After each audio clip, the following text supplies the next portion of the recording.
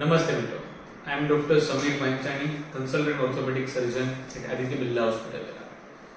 અમારી પાસે ઓપીડીમાં આવતા દર્દીઓની કોમન સમસ્યા હોય છે કે અમે અમુક મહિના પહેલા ચાલવામાં પડી જવાથી અથવા તો પગ મચકાઈ જવાથી, પડી ગયેલા હોવાથી અમારા ઘૂંટણમાં ઇન્જરી થયેલી છે. અમે એનો વારંવાર એક્સરે કરાવેલો છે. દર વખતે એક્સરે નોર્મલ આવે છે, છતાં પણ અમુક મહિનાથી આ દુખાવામાં રાહત થતી નથી. તો અમારે શું કરવું જોઈએ? શું અમારા ગોઠણની અંદર કઈ ઇન્જરી થયેલી છે?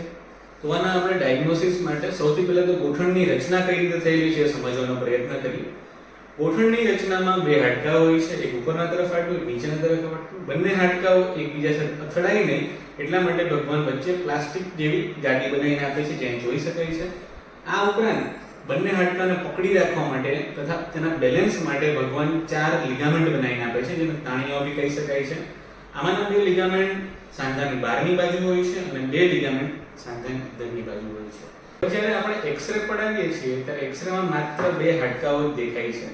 લિગામેન્ટ તથા ગાદી આપણને એક્સરેમાં દેખાતી નથી, એટલે વારંવાર આપણને એક્સરે નોર્મલ લાગે છે. તો હવે પ્રશ્ન એ છે કે આના નિદાન ડાયગ્નોસિસ માટે શું કરવું જોઈએ? તો અમારી પાસે આવતા દર્દીઓની સૌથી પહેલા અમે ક્લિનિકલ તપાસ કરીએ, એટલે કે આ ગાદી તથા લિગામેન્ટની ટેસ્ટ કરીને જોઈએ છીએ અને આઈડિયા મેળવીએ છીએ કે કયા લિગામેન્ટ કે ગાદીમાં ઇન્જરી છે કે નહીં. જો જરૂર જણાય તો એના નિદાન માટે અમે એમઆરઆઈ સ્કેન કરાવવું પડે છે. એમઆરઆઈ સ્કેનની અંદર આપણને હાડકાઓ પ્લસ ગાદી અને લિગામેન્ટ બધાની રચનાઓ દેખાય છે. આ ઉપરાંત એમાં કોઈ ઇન્જરી થયેલી હોય તો આપણે એનું નિદાન પણ કરી શકીએ છીએ.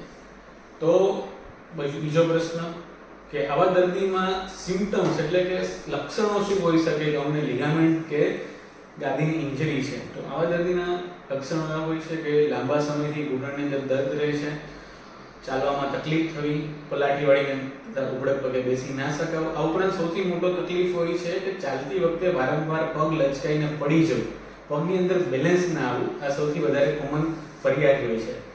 હવે આપણે આ રોગનું નિદાન કરી લીધું તો આપણને આની હવેનો પ્રશ્ન કે અમને કોઈ ઇન્જરી છે તો આની સારવાર માટે શું કરવું જોઈએ?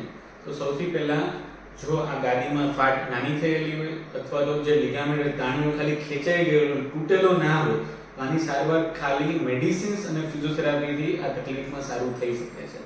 પરંતુ જો આ લિગામેન્ટ એટલે કે તાણીઓ સંપૂર્ણપણે ફાટી ગયો હોય અને ગાદીમાં વધારે પડતી ઇન્જરી થયેલી હોય તો એનું ઓપરેશન કરીને રિપેર કરવાની સારવાર કરવી પડે. આ ઓપરેશન દૂરબીન એટલે ટેલિસ્કોપની મદદથી થઈ જાય છે. નાના ચામડીની અંદર માત્ર 2 છિદ્રો પાડીને આખું ઓપરેશન એમાંથી થઈ જાય છે.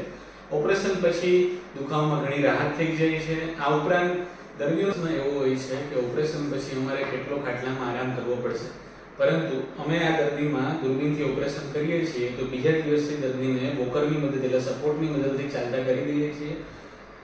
1 થી 1.5 મહિનાની સિસ્ટમિક ફિઝિયોથેરાપી પછી દર્દી પોતાના જોબ એટલે એના કામમાં જોઈન કરી શકે છે, અથવા તો કોઈ રમતગમત એટલે સ્પોર્ટ્સમાં એક્ટિવ હોય તો 2 મહિનાની ફિઝિયોથેરાપી પછી એ ફરીથી રમતગમતમાં સક્રિય થઈ શકે છે. આ બધી દૂરબીનથી થતા ઓપરેશનો માટે અમે આદિત્ય બિરલા હોસ્પિટલમાં સ્પોર્ટ્સ ઇન્જરી સેન્ટરનું સ્પેશિયલ યુનિટ ચલાવીએ છીએ અને વધુ માહિતી માટે તમે આદિત્ય બિરલા હોસ્પિટલની મુલાકાત લઈ શકો છો.